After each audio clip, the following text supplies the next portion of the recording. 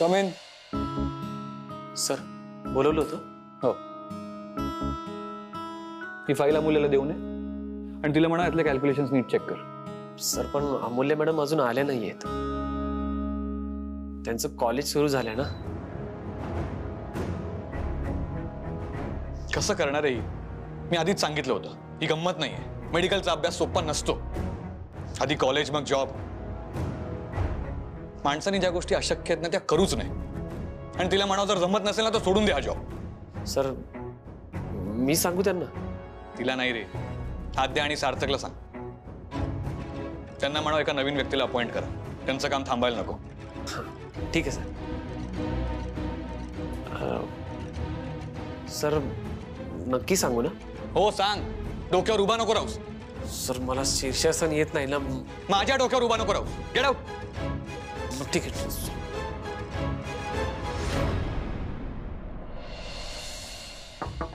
कम in.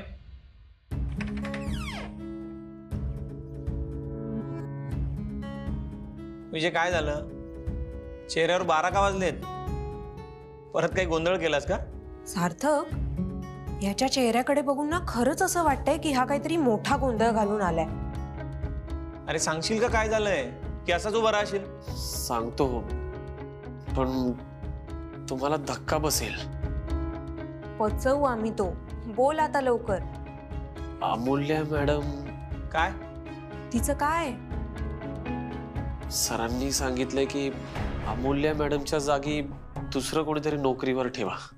काय? What? अरे काय परत काही प्रॉब्लेम झालाय का? दादा असं का म्हणाला असेल? तो अजून काही बोलला का? नाही अजून काही नाही पण सर खूप नाराज आहेत.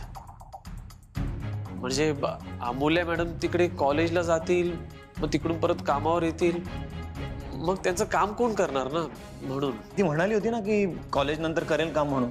हो ना. अमूल्य खरंच कामात खूप फास्ट आहे. आपल्याला सोल्युशन काढावं लागेल यावर. हे 2 दिवस जाऊ देत. दादाचा राग एकदा शांत झाला ना की मग बोलू. हो आद्या मॅडम प्लीज बोला तुम्ही. येतो मी. मला कळत नाही वेदांत असं का बोलला असेल. आजीचा फोन. हॅलो. हा आद्या मी बोलतेय ग. हे बघ मला भेटायला आत्ताच्या आत्ता घरी आहे. आत्ता? आजी नको प्लीज. इकडे ना खूप कामं पेंडिंग आहेत. अमूल्या लेट येते त्यामुळे सगळा लोड माझ्यावरती आहे कामाचा. प्लीज आता नको. मी संध्याकाळी येते. मला कारण नकोय. तू इथे यायला हवीस. आजी हे बघ प्लीज आता नको प्लीज. तू इथे येतेस की मी येऊ ऑफिस मध्ये? आई घरात आहे आजी. उगाच वाद होतील. प्लीज आता नको. तुझी आई घरात नाहीये आणि अगं मला तुझ्याशी बोलायचंय. मी हवं असेल तर सार्थकला घेऊन ये बरोबर. ठीक आहे मी विचारते त्याला आणि येते. ठीक आहे बाय. आजीने घरी बोलावलंय. ती म्हणते सार्थकला पण घेऊन ये. नाही ग तू जाऊन ये. अमूल्याबद्दल नंतर बोलूयात आपण. चालेल. मी दादाला कन्व्हिन्स पण करते. Bye. Bye. Come in.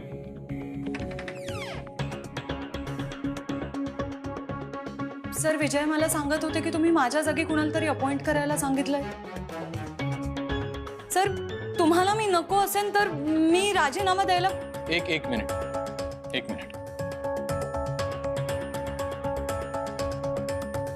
Vijay cabin मध्ये लवकर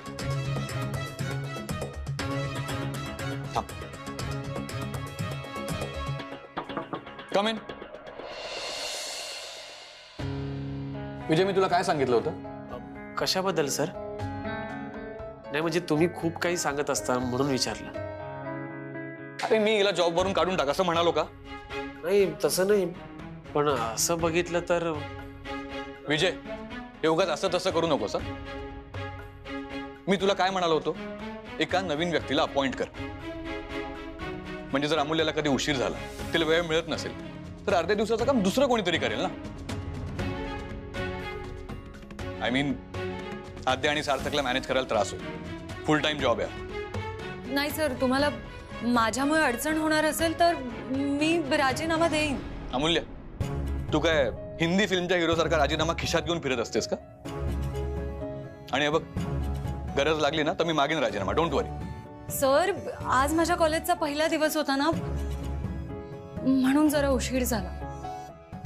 पण ह्यापुढे मी लवकरात लवकर येईन. आणि माझ्या कामामुळे तुम्हाला अडचण नाही होणार याची काळजी सुद्धा घे. मी वाटलं सर, मी काम घरी घेऊन जाईन. हा ठीक आहे, ठीक आहे. आद्या सार्थकला त्रास होणार नाही याची काळजी घे. माझ्या फर्मचं काम मी करेन, तुला नाही सांगणार.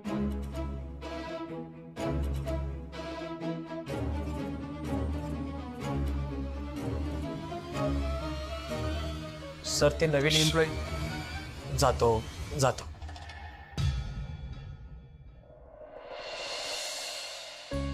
या काय आहे आद्या, किती वाट बघायला लावायची ग? आजी, तिला माहितीये ना किती कामं असतात ते. निघेपर्यंत 10 वेळा थांबावं लागलं मला. बस. हो. बर, कॉफी पिणार आहेस का? म्हणजे सांगते करायला. नको, ते चहा कॉफीचं सगळं राहू दे. तू आधी मला सांग, असं अचानक का बोलवलंस? तुझ्या सासरी आणि माहेरी इतकी खलबत चालली होती, तरी तुझ्या लक्षात कसं नाही का आलं? मला काहीच कल्पना नव्हती ग आजी. माझे सासरे, त्यांचं मन ओळखायला ना मला आता कोणती तरी वेगळीच विद्या शिकावी लागणार आहे असं वाटतंय मला. आई असं वागेल असं मला कधीच इमॅजिन नव्हतं झालं ग. स्वतःच्या मुलाला किडनॅप केलं तिने. तुला सांगू, सोशल मीडियावर जरी न्यूज आली ना तर कमेंट्सचा पाऊस पडेल अक्षरशः. मला जेव्हा कळलं तेव्हा मी पण खूप घाबरले होते. पण नूतन असं काही वागेल ना असं वाटलंच नव्हतं मला. बर, ते जाऊ दे. आता तो सगळा गोंधळ संपलाय, हो ना? हो बाई. आता मी तुला सांगते, मी तुला इथे का बोलवले ते. बोला. अगं, वेदांत मला म्हणाला की त्याची कोणीतरी गर्लफ्रेंड आहे. आता तू मला सांग की ती मुलगी कोण आहे?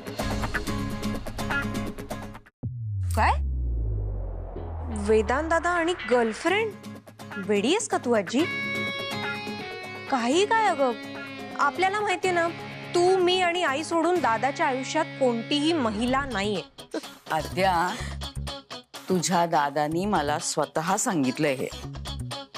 दादा असं म्हणाला? हो. असं नाहीये काही.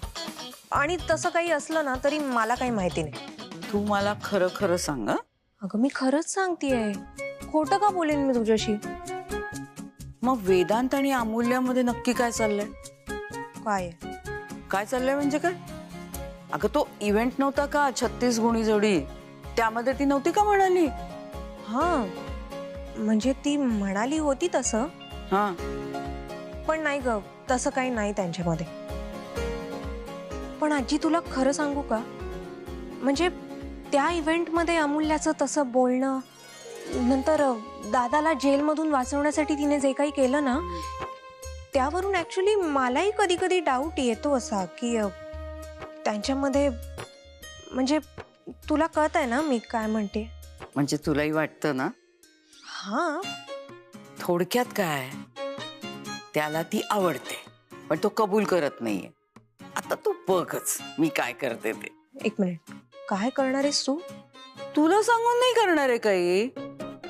नाही, तुला सांगितलं ना तर लगेच चुगली करशील दादाकडे जाऊन. नाही ग. बर, मला आता सांग, तुला काय वाटतं? कोणाबद्दल? म्हणजे अमूल्य जर तुझी वहिनी झाली तर कसं वाटेल? आजी पण अगं, तू काही बोलूच नकोस. तू मला सांग की ती वहिनी म्हणून तुला आवडेल का? मग माझ्यावरती सोड, मी आहे ना, मी बघते काय करायचं ते. कमेन,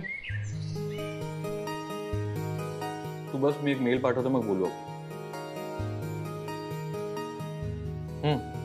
बोल आता. आजीने मला काल घरी बोलवलं होतं. हो, कळलं मला. मला घरी पोहोचायला थोडा उशीर झाला, पण आजीनेच सांगितलं की तू येऊन गेली होतीस. तू काय सांगितलंस आजीला? कशाबद्दल? तू आजीला असं सांगितलंस की तुला गर्लफ्रेंड आहे? अगं, ते मला सांगावं लागलं, कारण आजी माझ्या मागे लागली होती. लग्न कर, मुलगी पसंत कर.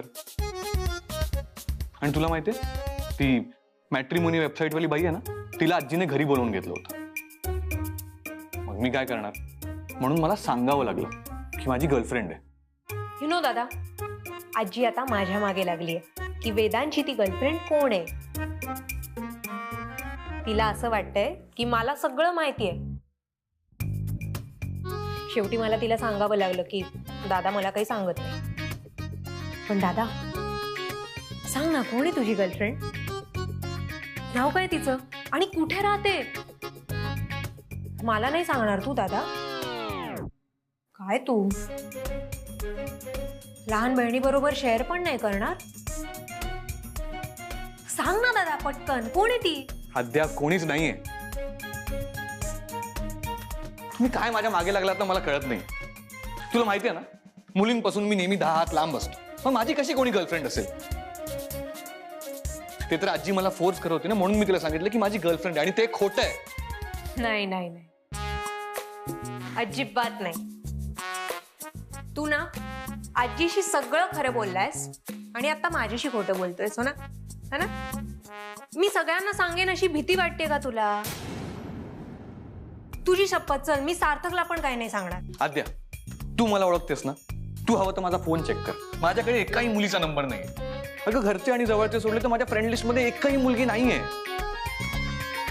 आणि तू कसा काय विश्वास ठेवलास ग की माझी गर्लफ्रेंड असेल? जर असं असेल तर मग तू आजीला खोटं सांगून आयुष्यात खूप मोठी चूक केली आहेस. कारण दादा, ती आपली आजी आहे, आपली. ती काही आता शांत नाही बसणार. ती सगळ्यांची चौकशी करत फिरेल. ती ऑफिसमध्ये येईल, ऑफिसमध्ये सगळ्यांना विचारेल. बरं मला एक सांग दादा, खरं खरं सांगा, मला असं वाटतंय, म्हणजे इनफॅक्ट आपल्या आजीला पण असंच वाटतंय. पण म्हणजे मला तुझ्या तोंडून ऐकायचंय ऑफकोर्स. खरं सांगा एकदम, अमूल्य आहे ना तुझी गर्लफ्रेंड?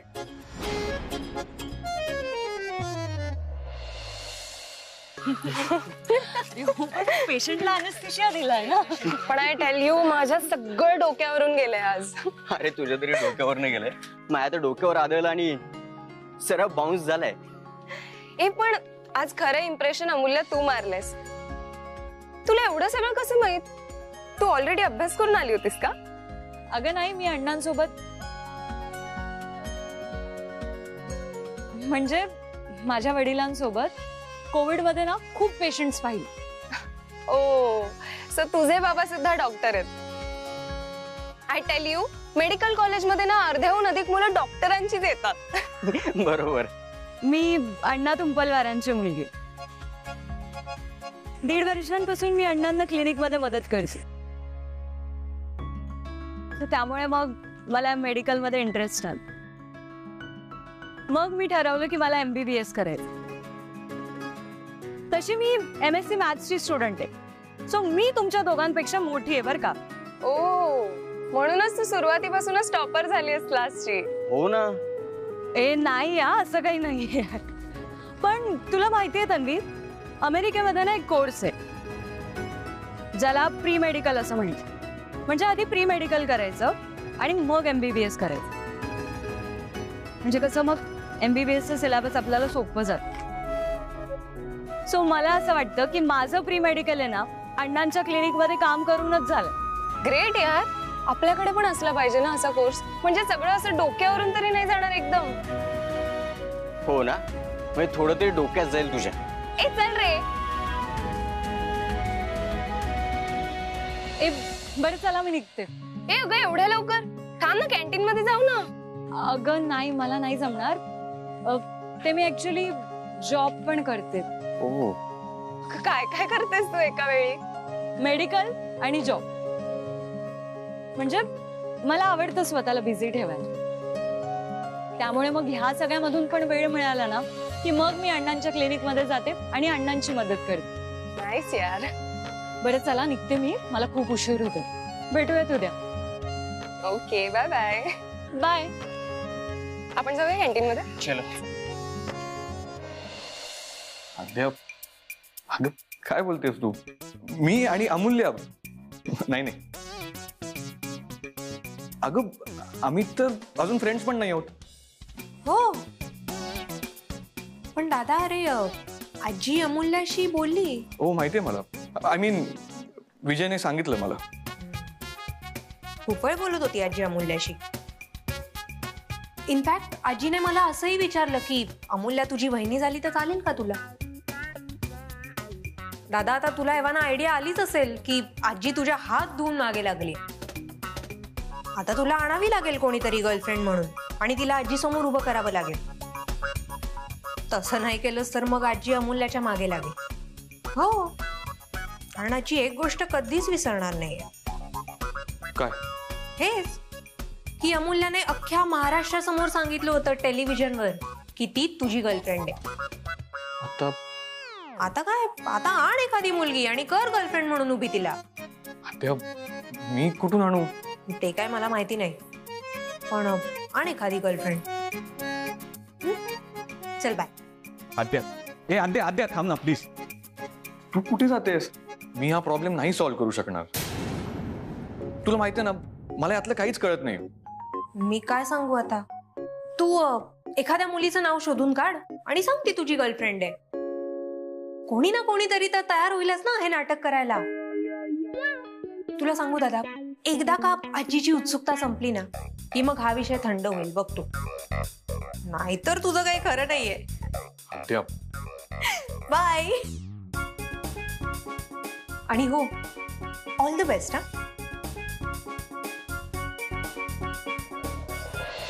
अरे पाऊस काही थांबायलाच तयार नाही आज. अरे तो असाही थांबणार नाही, कालपासून पडतोय जोरात. अरे बघ ना. घ्या गरमागरम चहा घ्या आणि पावसाचा आनंद लुटा.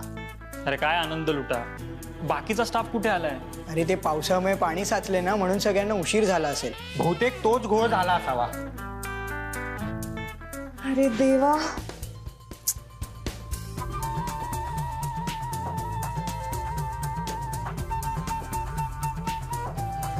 अरे ह्या तर आपल्या doctor madam. Good morning. Good morning.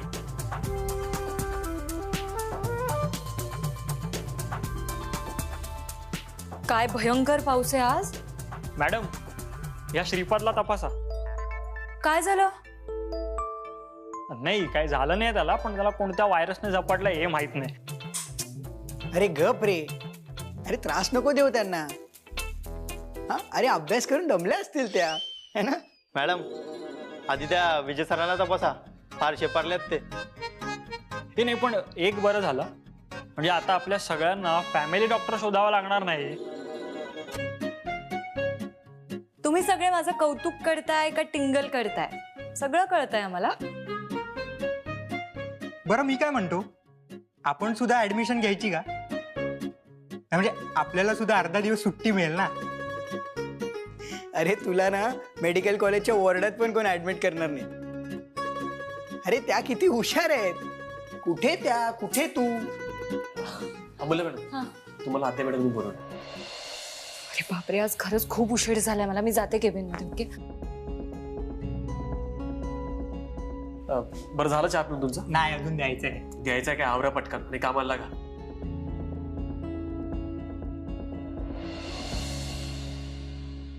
आद्या तू मेल्स चेक कर आणि रिप्लाय कर. आपल्याकडून उशीर नको आहे. हो तेच करते. आणि अरे डोंट वरी, आता अमूल्य आली आहे ना, आपली सगळी कामं अशी पटापट होतील बघ. तुझं कॉलेज सुरू झालं ना, कसं वाटतंय तुला? तुला सांगते बहिणी, एक मिनिट थांब. आधी आपली कामं आटपू देत, मग सांग. हो नंतर आपण मस्त गप्पा मारूयात. फक्त ना सरांनी नाही बघितलं पाहिजे, नाही तर मग असं काही नाही. नाही या बहिणी इकडे येतील आणि म्हणतील व्हॉट नॉनसेन्स इज दिस. ऑफिसमध्ये कामं करायला येता का गप्पा मारायला?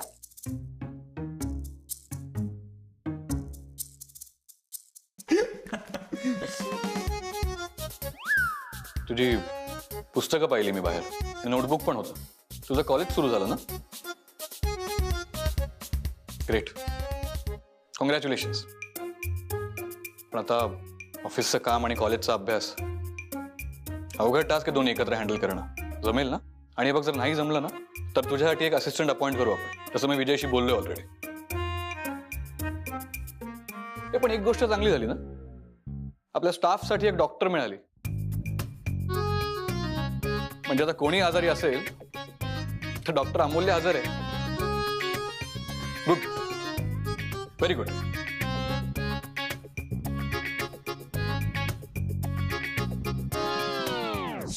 चक्क माझं कौतुक केलं. बरं आहे ना. तू ना अमूल्या उगाच नावं ठेवतेस हा माझ्या दादाला. अगं चांगला आहे ग तो खूप. तो ना तुला भरपूर एनकरेज करेल, लक्षात ठेव. हा शिवा मला एनकरेज करेल. अमूल्या